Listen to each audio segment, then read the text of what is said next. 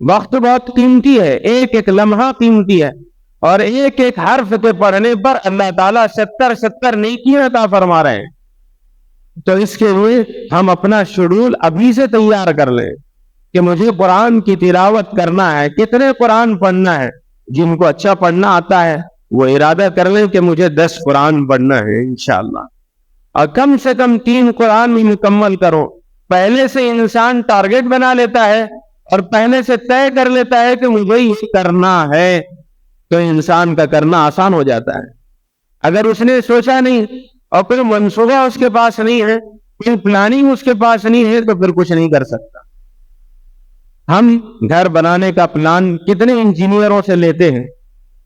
ایک انجینئر جو اپنا قریبی ہوتا ہے اس سے تعلق کرتے ہیں، کوئی بیٹے کے پہچان کا ہے اس سے پوچھتے ہیں، کوئی فلاں داماد کے پہچان کا ہے اس سے پوچھ لیتے ہیں۔ ایک گھر بنانے کے لیے 17 انجینئروں سے مشورہ کرتے ہیں، اور 10 مستریوں کو لا لا کر بتلاتے ہیں، تجربے کار لوگوں کو، تاکہ ایک ہمارا گھر مضبوط بنے۔ تو ہم آخرت کی فکر کرنے کے لیے ہم نے علماء سے کتنا اپنا تعلق کو مضبوط کیا، اور رمضان مبارک کو کامیابی کے ساتھ گزارنے کے لیے ہم نے کیا شیڈول تیار کیا ہے، ہم نے کس سے مشورہ کیا ہے، کتنا پوچھا ہے، اور کتنا ہم نے تحریر میں لکھا ہے کہ میرے صبح شام کے معمولات ایسے ہوں گے کہ میں صبح تہجد میں اٹھوں گا اور 4 رکعت 8 رکعت جتنے ہو، کم سے کم 4 رکعت نماز پڑھ کے 10 منٹ اللہ تعالیٰ سے ایسے لو لگا کر دعا مانگوں گا کہ اللہ تعالیٰ سے میں جو مانگوں اللہ تعالیٰ مجھے عطا کرے، اور اس کے بعد سحری کر لوں گا، اور پھر سحری کے بعد جو وقت بچے گا میں مسجد میں آ کر تلاوت میں لگ جاؤں گا، تاکہ میرا پاؤں پارا آدھا پارا، جس کو اچھا پڑھنا آتا ہے اس کا آدھا پارا ہو جاتا ہے، جس کو تھوڑا سا اسپیڈ کم ہے پاؤں پارا ہو جاتا ہے، تو کم سے کم میں پاؤں پارا آدھا پارا تلاوت کر لوں۔ اور فجر کی نماز ہو گئی تو فجر کی نماز کے بعد کچھ ذکر و اذکار کر لوں، اور پھر اس کے بعد اشراق پڑھ کے سوؤں گا۔ ویسے تو دن پوری زندگی سونے میں گزر رہی ہے، ظاہر سی بات ہے سحر کرنے کے بعد بہت نیند آتی ہے، نیند کا غلبہ ہوتا ہے کیونکہ لیٹ سوتے ہیں اور جلدی اٹھ جاتے ہیں، پھر پیٹ میں کھانا پہنچ جاتا ہے تو اس کی وجہ سے اور اونگ آنے لگتی ہے۔ لیکن تہیہ کر لیں اور ارادہ کر لیں کہ میں اشراق کی نماز پڑھ کے سوؤں گا تو اس کے لیے کوئی مشکل نہیں ہے۔ پھر اشراق سے لے کر چاش تک سو گیا، جو لوگ جاب کو جانے والے ہیں اور جو لوگ نوکری کرتے ہوئے یا دکان کھولنے ہیں یا تجارت کرنا ہے، تو وہ لوگ آرام سے 9:30 10 بجے اٹھ گئے اور اپنی چاشت کی نماز پڑھ لی 4 رکعت، پھر اپنے ڈیوٹی پر چلے گئے، اپنے کاروبار کے لیے اپنی ملازمت کے لیے چلے گئے۔ اور پھر اس کے بعد ظہر سے پہلے مجھے مسجد کا رخ کرنا ہے، اذان سے پہلے میں مسجد پہنچوں گا۔ جیسے ہی اذان ہو گئی ظہر کی 4 رکعت میں نے سنت پڑھ لیا، اور اس کے بعد جتنا وقت باقی ہے 10 منٹ 5 منٹ قرآن کی تلاوت کر لوں گا، اور پھر ظہر کی نماز جماعت کے ساتھ۔ کہ جو عادت ہم نے اگر ایسی بنا لی کہ اذان سے پہلے رمضان میں مجھے ہر اذان سے پہلے رمضان مبارک میں مسجد میں رہنا ہے، اور جیسے ہی اذان ہوگی اگر سنتوں کا وقت ہے سنت پڑھ لیں جن نمازوں سے پہلے، اور اس کے بعد پھر ہم قرآن کی تلاوت میں لگ جائیں۔ پھر ظہر کی نماز 4 رکعت فرض نماز امام کے ساتھ پڑھ لیے، پھر 2 رکعت سنت مؤکدہ اور 2 رکعت نفل نماز پڑھ لیے، 12 رکعت ہماری پوری ہو گئی۔ اور اس کے بعد اللہ تعالیٰ نے موقع دیا تو 5-10 منٹ اور قرآن کی تلاوت کر لی۔ پھر جس کو آرام کرنا ہے آرام کر لیں تھوڑی دیر، اور جس کو جاب پہ جانا ہے نوکری پہ جانا ہے دکان پہ جانا ہے وہ اپنی ملازمت کی طرف لوٹ جائے۔ پھر ہماری پوری نیت اور ارادہ یہ ہو کہ عصر کی اذان سے پہلے مجھے مسجد میں رہنا ہے۔ عصر کی اذان سے پہلے مسجد پہنچ گئے اور عصر کی اذان ہو گئی، جیسے ہی عصر کی اذان ہوئی 4 رکعت سنت پڑھ لیے، اور جتنا موقع ہے اس میں قرآن کی تلاوت ہو گئی، پھر 4 رکعت فرض پڑھ لیے، اگر موقع ہے تو کچھ تھوڑی دیر اور تلاوت ہو گئی۔ پھر اس کے بعد اپنی افطاری کی تیاری میں یا دکان پر جا کر ہم چلے گئے اور پھر کچھ افطاری لا دی ہے، تو افطاری سے 10 منٹ پہلے 15 منٹ پہلے میں تمام کاموں سے فارغ ہو جاؤں اور میرے اللہ سے میں باتیں کرتے رہوں کہ اللہ تو نے توفیق دیا ہے روزہ رکھنے کی، اب جب تو نے توفیق دیا ہے تو میرے روزے کو قبول بھی کر لے۔ میں تو اس قابل نہیں ہوں کہ میرا روزہ قبول ہو، پتہ نہیں کتنے گناہ ہوئے اور کتنی دلی نافرمانیاں ہوئی ہے، اب تو قبول کر لے، میرے روزے کو قبول کر لے، میرے بچوں کے روزے کو قبول کر لے، اور میرے بیوی کے روزے کو قبول کر لے، میرے ماں باپ بھائی بہنوں کے روزے کو قبول کر لے۔ اور پھر اللہ تعالیٰ سے اپنی حاجت مانگے. ضروریات کو پورا کرنے کے لیے دنیا کے لوگوں کے سامنے ہم بھیک مانگتے ہیں اور جھوٹے آنسو ٹپکاتے ہیں تاکہ سامنے والے کے دل میں رحم آ جائے. اللہ تعالیٰ رونے پر تو بہت کچھ دیتے ہیں, رونے والوں کی شکل بھی بنا لے تو اللہ اس کو انعام سے محروم نہیں فرماتے ہیں. پھر ہم نے مغرب کی نماز پڑھ لی اور مغرب کی نماز کے ساتھ 2 رکعت سنت مؤکدہ, 2 رکعت نفل, اور اس کے ساتھ 4 رکعت ہم نے اوابین کی نیت سے اگر 4 رکعت 6 رکعت پڑھ لیے تو اللہ تعالیٰ اس پر بڑا اجر و ثواب عطا فرماتے ہیں کہ جو شخص بغیر کسی دنیاوی بات کے 12 رکعت یا 6 رکعت نماز پڑھتا ہے, 6 رکعت اوابین کی نماز پڑھتا ہے, تو اللہ تعالیٰ اس کو 12 سال کی نفل عبادت کا ثواب عطا فرماتے ہیں. اور رمضان مبارک میں تو بڑھ کر مل جاتا ہے. اور پھر مغرب بعد ہم اپنے گھر کی طرف رخ کریں اور جو کچھ بھی کھانا مقدر ہو کھا لیں اور تھوڑا سا بیٹھ کر اپنے گھر کے حالات کا جائزہ لے لے, کچھ کام ہو تو کر لے, گھر والوں کا ہاتھ بٹا دے, اور کوئی تیاری ہے تو کر پھر فوراً اذان سے پہلے مسجد میں عشاء کی نماز کے لیے حاضر ہو جائے اور 4 رکعت سنت پڑھ لیں اور کچھ دیر قرآن کی تلاوت, اور پھر اس کے بعد عشاء کی نماز, اور نماز کے بعد پھر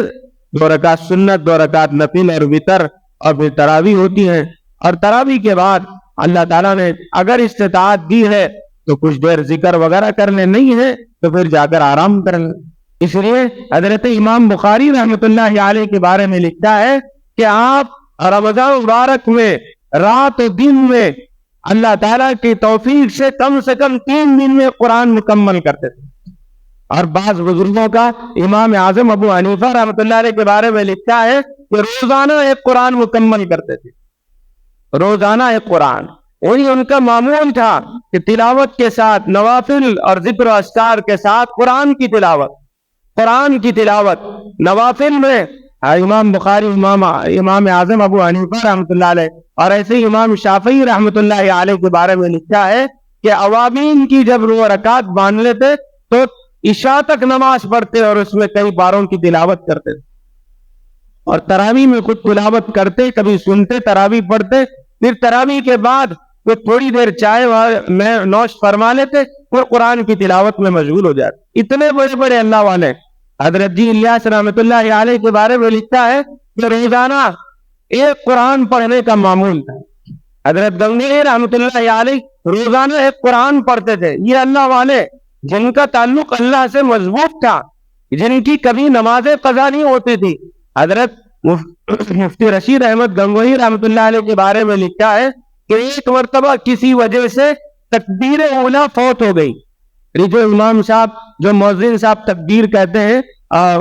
اقامت کہتے ہیں, اس کے فوراً بعد جب امام صاحب اللہ اکبر کہہ کر ہاتھ باندھ لیتے ہیں اس کو تکبیر اولیٰ کہتے ہیں. یعنی امام کی تکبیر کے ساتھ ہماری تکبیر ہو جائے. تو ایک مرتبہ کسی وجہ سے تکبیر اولیٰ فوت ہو گئی تو چہرہ بدل گیا, اتنا روئے, اپنا سر سجدے میں رکھ کر, اے اللہ مجھ سے کتنا بڑا گناہ ہو گیا ہے, کون سے گناہ کی سزا ہے کہ میری تکبیر اولیٰ فوت ہو گئی.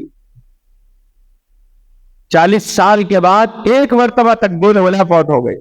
یا تو میری کئی نمازیں قضا ہو جاتی ہیں, کئی نمازیں چھوڑ جاتی ہیں, تب بھی احساس نہیں ہوتا. تو یہ رمضان مبارک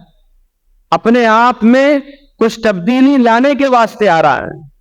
تو اس لیے ابھی سے تہیا کر لیں, ارادہ کر لیں کہ میں رمضان مبارک میں کم سے کم 3 قرآن مکمل کروں گا. جہاں تک ہماری عورتوں تک آواز پہنچ رہی ہے, ماشاءاللہ ان کی بڑی قربانیاں ہوتی ہے. مرد 4 بجے اٹھتا ہے, پھر 3 بجے رات سے اٹھ کر مردوں کے لیے کھانا پکاتی ہیں, تیاری کرتی ہیں, اور اس کے بعد اس کے ساتھ ساتھ ہم سے زیادہ تہجد کی پابندی, ہم سے زیادہ دعاؤں کا اہتمام, ہم سے زیادہ نوافل کا اہتمام, ہم سے زیادہ وقت پر نماز, جیسے اذان ہو گئی وقت پر نماز کی ادائیگی کی فکر. تو کتنا بڑا اللہ تعالیٰ کی طرف سے واجر پاتی ہیں, قابل مبارک بات ہے عورتیں. اس لیے جہاں ہم گھروں کو صاف کر رہے ہیں, جہاں ہم گھروں کو پینٹ کر رہے ہیں, جہاں اچھی نئی چیزیں ہم لا رہے ہیں, وہیں پرانے پاپی دل کو نیا کرنا ضروری ہے. اور یہ پرانا پاپی دل نیا ہوتا ہے توبہ اور استغفار سے, اور نیا ہوتا ہے جن لوگوں کے ہم نے حقوق دبا لیے جن کو ستایا، جن کو گالیاں دی، جن کی غیبت اور چغل خوری کی، ان سے ہم معافی مانگ لیں تاکہ رمضان ہمارا صحیح گزرے۔ یہ رمضان المبارک کی تیاری ہے۔ اور ایسا نہیں ہے، بعض لوگ تو رمضان میں روزہ رکھ لیے، اب جو شہر میں سوئے تھے فجر بھی چلے گئی، ظہر بھی چلے گئی، عصر میں اٹھ گئے تو ماشاءاللہ، نہیں تو مغرب میں اٹھ گئے تو سبحان اللہ، پھر اٹھے اور پھر افطار کر لیے، پھر اس کے بعد مغرب مل گئی ٹھیک ہے، نہیں ملی اس کے بعد جیسے ہی افطار ہوا، نماز پڑھے کہ نہیں پڑھے، بازار میں نکل گئے اور بازاروں کے حوالے ہو گئے، اور ماشاءاللہ اچھی ٹوپی ہے، نئی ٹوپی، نیا کرتا، نیا پیجامہ، کیا بولے تو رمضان، بہت اچھی بات ہے، اچھے کپڑے پہننا کوئی منع نہیں ہے، اچھی ٹوپی پہننا کوئی منع نہیں ہے، جیسے ظاہر کو سجا رہے ہیں ویسے باطن کو سجانا ضروری ہے۔ اللہ ہمارے ظاہر کو نہیں دیکھتا، اللہ ہمارے نئے کفن کو نہیں دیکھتا کہ نیا کفن ہے، کفن کے اندر رہنے والا کتنے نیک اعمال لے کر آیا ہے اس کو دیکھتا ہے۔ تو ہم ظاہر کو سجانے والے بن چکے ہیں اور باطن ہمارا وہی پرانا پاپی ہے، تو یہ باطن کو بنانے کے لیے، یہ کالے دل کو سفید کرنے کے لیے رمضان مبارک آ رہا ہے، اس کی تیاری کرنا، اس کے لیے ضروری ہے کہ ہم اپنا شیڈول تیار کریں، اور اس مرتبہ زیادہ سے زیادہ میرا تعلق اللہ سے ہو، اور تراویح بھی نہ چھوٹے اور روزہ بھی نہ چھوٹے۔ روزہ رکھا، ابا روزہ رکھنا ہی اتنے 14 گھنٹے 15 گھنٹے اپنے سے نہیں ہوتا روزہ رکھنا، پھر کیا ہوتا اپنے سے؟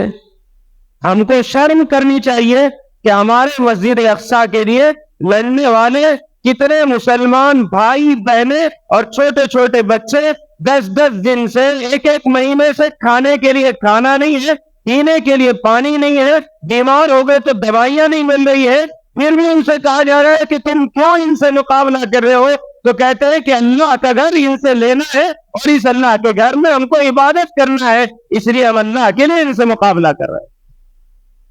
ان سے کمزور ہیں ہم، ان سے کمزور ہیں ہم۔ اگر یہ رمضان میں وہ روزے کی توفیق نہیں ہوئی تو پھر اس سے بڑی محرومی اور بدبختی کی کیا بات ہو سکتی ہے؟ زندگی، بہتر زندگی وہ ہے، سینکڑوں بیماریاں ہیں لیکن میں روزے سے ہوں، اور آخری میرا وقت ہے، ملک الموت میرے پاس حاضر ہے، اور میری تمنا یہ ہے کہ اسی بیماری میں، روزے کی حالت میں، سحر میں دنیا میں کروں، اور میرا افطار اللہ کے پاس ہو، جنت کے دسترخوان پر ہو۔ یہ میری تمنا ہونا چاہیے۔ یہ بیماریاں روزے سے بھاگ جاتی ہے، روزے میں تمام بیماریوں کا علاج اللہ رب العزت والجلال نے رکھا ہے، اور جتنا ہم روزہ رکھیں گے، سال میں ایک مرتبہ جس نے دنیا بنائی ہے اور جو نظام چلا رہا ہے، جو ہمارا پالنہار ہے، جو ہمارا پروردگار ہے، وہ ہم کو حکم دے رہا ہے 1 مہینہ روزہ رکھو، تو کچھ تو بھلائی ہوگی، کچھ تو ہوگا۔ 1 مہینہ روزہ رکھنے کا حکم کیوں دیتا ہے؟ وہ ہم سے محبت کرتا ہے، کیا اس کے خزانے میں کوئی کمی آ گئی ہے ہم کو بھوکا رکھنے کے لیے؟ کیا اس کے جیسا آپ کہتے ہیں کہ نہیں اب کس کی حکومت چل رہی ہے، فلاں کی حکومت میں ہمارے ہندوستان میں 23 سالی آنے والی، کیوں؟ اس لیے کہ گورنمنٹ کا خزانہ ختم ہو گیا۔ ہم ایمان والے ہیں، ہم ایک دوسرے سے سوال کرتے پوچھتے ہیں کیا اللہ کے خزانے میں کبھی کوئی کمی آئی تھی یا ہے، یا کمی آئے گی؟ پہلے بھی نہیں تھی، آج بھی کوئی کمی نہیں، آئندہ بھی نہیں رہے گی، لیکن اللہ حکم دے رہا ہے تو اس میں کچھ نہ کچھ بھلائی ہے، اس لیے اللہ کا حکم سمجھ کر روزہ رکھ لے، اسی میں ہمارے لیے عافیت ہے۔ وقت ہو چکا ہے، باقی باتیں انشاءاللہ پھر ہوگی۔ تو میں نے قرآن کی آیت جو تلاوت کی ہے، اس میں اللہ رب العزت والجلال نے ارشاد فرمایا، یا ایھا الذین آمنوا کتب علیکم الصیام، اے ایمان والو ہم نے تم پر روزے فرض کیے ہیں، کما کتب علی الذین من قبلکم، جیسا کہ اس سے پہلے لوگوں پر فرض کیے تھے، اور کیوں؟ لعلکم تتقون، تاکہ تمہارے دلوں کے اندر تقوی پیدا ہو جائے۔ اور پھر ایک حدیث میں نے پڑھی جس میں اللہ کے نبی صلی اللہ علیہ وسلم نے ارشاد فرمایا، من صام رمضان ایمانا واحتسابا غفر له ما تقدم من ذنبه، کہ جو شخص اللہ کے لیے، اللہ کو راضی رکھنے کے لیے روزہ رکھتا ہے، اللہ تعالیٰ اس کے اگلے پچھلے تمام گناہوں کو معاف فرما دیتے ہیں۔ اللہ مجھے آپ کو عمل کی توفیق نصیب فرمائے۔ وآخر دعوانا ان الحمد للہ رب العالمین۔